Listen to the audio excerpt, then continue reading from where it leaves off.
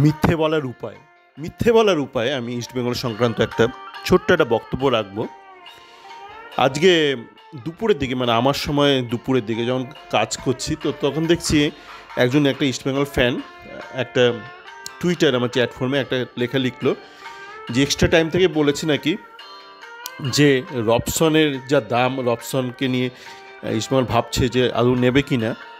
তো তখন আমি কাজে ব্যস্ত ছিলাম। তো তারপর সন্ধ্যের পর একটু চা টা খেয়ে শুনলাম মানে কি বক্তব্যটা রাখলো। তো সেই বিষয়ে বলতে চাই, দেখুন না, মিথ্যে কথা যদি বলতে হয় একটু ভালো করে বলবেন, মানে এমনভাবে বলবে না যে অনেক সময় কাজের লোক বলে মিথ্যে কথা, মাথায় তেল ঠেল দিয়ে বলে দিদি তেলটা কোথায় রাখলাম, দিদি একটু তেলটা নিয়ে নিলাম। মানে একটু ভালো কোয়ালিটির মিথ্যে কথা বলবেন, লজিক্যাল। এবং ভালো মিথ্যে কথা বলা কিন্তু কঠিন, সেই জন্য বেটার হয় যদি আপনি মিথ্যে কথা না বলেন। কেননা মিথ্যে কথা বলতে গেলে এটা মাথায় রাখতে হবে যে আপনাকে কিন্তু লজিক্যাল একটা স্যানিটি রাখতে হবে। এবং অনেক ব্যক্তি তাদের বিভিন্ন মেধার লেভেল তারা কিন্তু আপনাকে প্রশ্ন করতে পারে। ওই জন্য দেখেন না, মানে পুলিশ ইন্টারোগেট করে, মানে বিভিন্ন অ্যাঙ্গেল থেকে একই জিনিস জিজ্ঞেস করতে থাকে। যেমন অনেক সময় ধরুন একটা ছেলে একটা মেয়ে বিয়ে না করে কোনো হোটেলে গেল এবং যেতেই পারে, কিন্তু গিয়ে সে স্বামী স্ত্রীর পরিচয় দিল। তো অনেক সময় তখন পুলিশ কী করে, আলাদা আলাদা ঘরে রেখে দেয় ছেলেটাকে মেয়েকে এবং প্রশ্ন করতে থাকে, ছেলেটাকে মেয়ের ব্যাপারে জিজ্ঞেস করতে থাকে, মেয়েটাকে ছেলের ব্যাপারে, এরকম বিভিন্ন টেকনিক আছে। তো আমাদের এই সাইব বলে ভদ্রলোক সে যে কথাটা বললো সেটা শুনেই বুঝবেন যে এরা না কোনো দিন পরীক্ষায় টুকেও পাশ করতে পারবে না। মানে পরীক্ষায় টুকে পাশ করতে হলেও কিন্তু একটা ন্যূনতম পড়াশোনা করতে লাগে।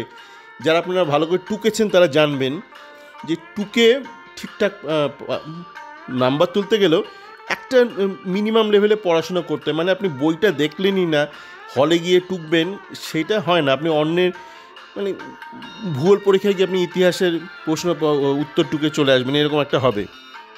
তো এ কী বলছে যে রবসনের নাকি অনেক দাম। হ্যাঁ, রবসনের অনেক দাম আমরা সবাই জানি। এবং রবসনে এত দাম যে কোচ বলেছে যে অত দাম দিয়ে নিতে হবে না, মানে আমরা তো এত দামে পোষাচ্ছে না, তো আমার ঘরেই যা আছে আমি সেইটা দিয়েই চালিয়ে দেবো। দেখুন এইটা কখনো হতে পারে না। আপনার একটা সমস্যা না থাকলে আপনি কেন প্লেয়ার নিতে যাবেন? সমস্যা আছে বলে আপনি একটা প্লেয়ার নিতে চাইছেন। এবার আপনি যখন একটা প্লেয়ার নিতে চাইছেন তখন আপনি একটা অর্থ ব্যয় করতে চাইছেন, আপনার একটা বাজেট আছে। ধরুন আপনার কাছে 200 টাকা আছে। কেন 200 টাকাতে আপনি কেন কিনতে চাইছেন? অবশ্যই ঘরের সমস্যা আছে। এবার ধরুন যে যাকে কিনতে চাইছেন সে 300 টাকা চাইছে, তো তখন কি আপনি না কিনে ঘরে বসে থাকবেন, মানে ওই সমস্যাটা নিয়ে, মানে সেই পেটে ক্যান্সার নিয়ে বসে থাকবেন? তো আপনি তখন কী করবেন, 200 টাকায় খুঁজতে চাইবেন মানে ভালো কাকে পাওয়া যায়।